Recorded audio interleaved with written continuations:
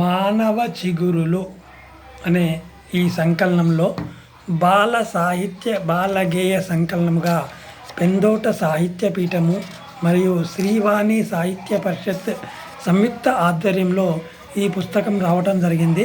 సంపాదకులుగా బ్రహ్మశ్రీ పెందోట వెంకటేశ్వరాచార్యుల గారు దీన్ని వహించారు.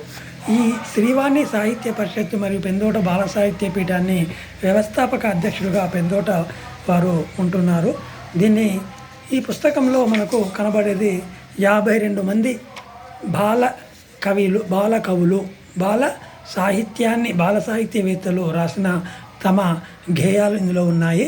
ఇందులో వారి చిత్రాలనే వారు తమ పిల్లలతోటి, తమ శిష్యులతోటి, తమ పిల్లలు మొత్తం మీద బాలలతోటి దిగిన ఫోటోను వేయడం జరిగింది.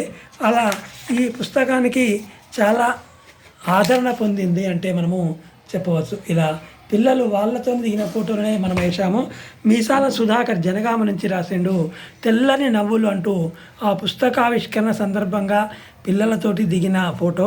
పిల్లలం పసి పిల్లలం చదువుల బడిలో పువ్వులం తెల్లని నవ్వుల మల్లెలం గులాబీ పువ్వుల రెమ్మలం అంటూ తన కవితను కొనసాగిస్తాడు. అలాగే ఇక్కడ గురుకుల తేజ ఎడ్లలక్ష్మి అనేట ఆమె మరి అల్లరి పిల్లోడు అని తన మన్మడు గురించి అమ్మను చూసి ఓ బాబు అల్లరి నీవు చేయకురా, ఆటలు ఆడుతూ ఓ బాబు తీట పనులు చేయకురా అంటూ తన మన్మనికి నీతి వాక్యాలు చెప్తుంది.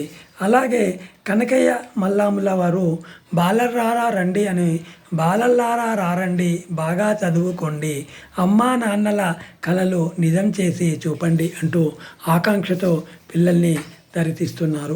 అలాగే ఎం సునీత అనే బాల కవిత్రి చిన్నారులం చిట్టి పొట్టి పిల్లలం చిరునవ్వుల చిన్నారులం అల్లరి బాగా చేస్తాము ఆడుతాం పాడుతాం అంటూ తన గేయాలను వ్యక్తం చేస్తుంది. అలాగే ధారావత్ రాహుల్ పిల్లవాడు బాలకవి పచ్చని పంట పొలాలు గలగల పారే సెలయేర్లు ఎత్తైన కొండలు కలిగి ఉన్నది మా ఊరు అంటూ మా ఊరి యొక్క ఘనతను ఇలా చేశాడు. అలాగే ఈవిఎస్ వరప్రసాద్ గారు తుని నుంచి రాశారు. ఇక్కడ మన వనమున చిల్లకలు తిరిగాయి వరసగా రివ్వున ఎగిరాయి వసంత ఋతువును చూశాయి వనదేవతనే అవి కొలిచాయి అంటూ ఇట్లా పిల్లలు తమ గేయాలను సరదాగా వేసి అందరూ కూడా ఈ పుస్తకాన్ని ఆవిష్కరణ సిద్దిపేటలో జరిగింది.